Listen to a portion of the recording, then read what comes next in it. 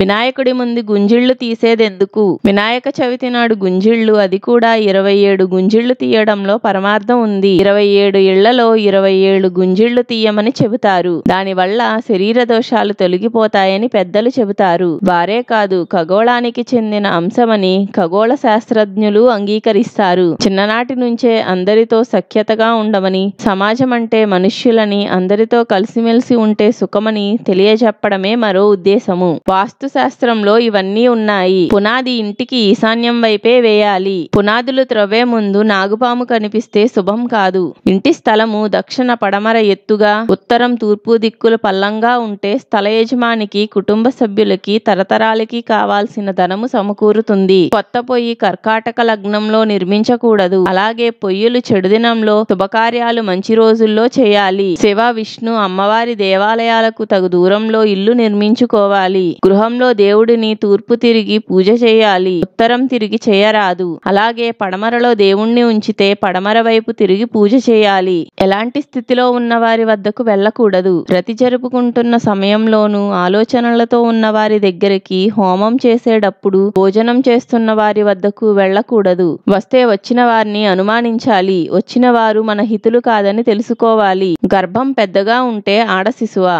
అవుననే చెబుతుంది శాస్త్రం. లింగ నిర్ధారణ లేని కాలంలో స్త్రీ గర్భాన్ని బట్టి ఆడ మగ అనేది చెప్పేవారు. ఆడ శిశువు గర్భంలో ఉంటే గర్భం పెద్దగా ఉంటుంది. దానికి కారణం శిశువు చుట్టూ ద్రవం ఎక్కువగా ఉంటుంది. అదే మగ శిశువు అయితే ద్రవం తక్కువగా ఉంటుంది. ఈ కారణంగా ఆడ మగ అనే చెప్పేవారు ఆ రోజుల్లో. వాడి పెళ్ళాం తాడు గట్టిదని అంటారు ఎందుకు? వివాహ సమయంలో పెండ్లి కొడుకు పెండ్లి కూతురి మెడలో ఈ మంత్రం చదువుతూ ప్రేమగా పెద్దలందరి సమక్షంలో తాళి కడతాడు. మాంగళ్యం తంతునా నేనా మమ జీవన హేతున కంటే బధ్నామి శుభగే త్వంజీవ శరదాం శతం అనే వేద మంత్రాల మధ్య 3 ముళ్ళు వేస్తాడు.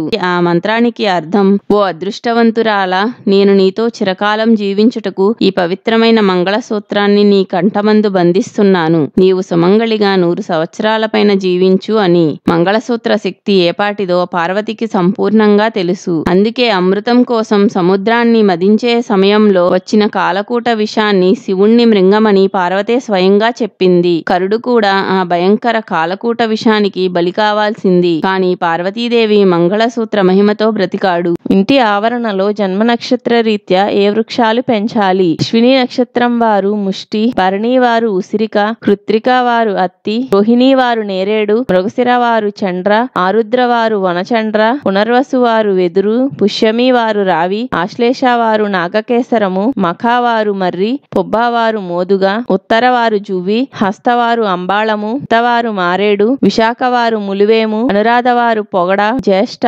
నీరుద్ది, మూలవారు వేగి, పూర్వాషాఢవారు పనస, ఉత్తరాషాఢ వారు కూడా పనస, శ్రవణం వారు జిల్లేడు, ధనిష్ట వారు నెమ్మి, శతభిషం వారు కానుగ, పూర్వభాద్ర వారు, ఉత్తరాభాద్ర వారు వేప, రేవతి వారు ఇప్ప పెంచుట శుభం. ఆయా నక్షత్రాల వారికి అవి మిత్రవృక్షాలు. నవరత్నాలను ఏ ఏ వేళ్లకు ధరించాలి? కెంపును మధ్యవేలికి శుక్రవారం పూట, ముత్యాన్ని ఉంగరపు వేలికి సోమవారము, పగడాన్ని బ్రొటనవేలికి గురువారము, పుష్యరాగాన్ని బ్రొటనవేలికి గురువారము, పచ్చను ఉంగరపు వేలికి బుధవారము, వజ్రాన్ని మధ్యవేలికి శుక్రవారము, నీలమును చూపుడు వేలికి శనివారము, గోమేధికము చూపుడు వేలికి శనివారము, వైడూర్యాన్ని చిటికెన వేలికి శనివారము ధరించాలని రత్నశాస్త్రం సెలవిస్తోంది. నవరత్నాలు 9 కదా, అసలు రత్నాలు 22. అవి ఉన్నాయా? ఉన్నాయనే పురాణ శాస్త్రాలు, గ్రంథాలు చెబుతున్నాయి. అవి వజ్రము, ఇంద్రనీలము, మరకతము, కర్కేదన, పద్మరాగము, రుద్రాక్ష, వైడూర్యము, విపుల, విపులిక, రాజమణి, స్ఫటికము, సౌగంధికము, చంద్రకాంతము, గోమేధికము, సంఘము, మహానీలము, పుష్యరాగము, బ్రహ్మమణి, జ్యోతిర్రస, సీసగము, ముత్యము, పగడము. వివాహ పద్ధతులెన్ని? పెద్దల శాస్త్రాల ప్రకారం దేవతా మంత్రాల సాక్షిగా వధూవరులు ఒకరినొకరు హస్తాలు గ్రహించి చేసుకోవడం వివాహం. కన్యను అలంకరించి వరునికి ఇచ్చి జరిపించే వివాహం బ్రహ్మ వివాహం. యజ్ఞం చేయటం కోసం ఋత్వికుకు కన్యని దక్షిణగా ఇవ్వడం దైవ శైవ వివాహం. ఆవు ఎద్దు దానం చేసి ఆపై కన్యను ఇవ్వడం ఆర్ష వివాహం. మహానుభావునికి ప్రియురాలిగా సహధర్మచారిణిగా ఉండమని ఆదేశించి కన్యను ఇవ్వడం ప్రాజాపత్య వివాహము. తల్లి తండ్రి అనుమతి లేకుండా ఇరువురు చేసుకోవడము గాంధర్వ వివాహము. షరతు పెట్టి వివాహం చేసుకోవడము అసుర వివాహము. కన్యను బలాత్కారంగా తీసుకెళ్లి వివాహం చేసుకోవడం రాక్షస వివాహం.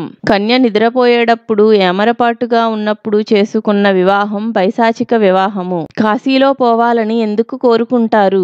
కొంతమంది ఆ కోరికతో కాశీ వెళ్లి అక్కడే కాలం గడుపుతుంటారు. అవసాన దశలో వచ్చే మరణం కోసం వేచి ఉంటారు. కాశీలో ప్రతిక్షణము ఉత్తరాయణమే. ఈ ఉత్తరాయణం కోసమే సూర్యుడు మకర రాశిలో ప్రవేశించినప్పటి మిథున రాశిలో ఉన్నంత కాలం భీష్ముడు అంపశయ్య మీదుండి వేచి చూసింది. ఈ ఉత్తరాయణంలోనే దేవాలయము బావి ప్రతిష్టలు చేస్తారు.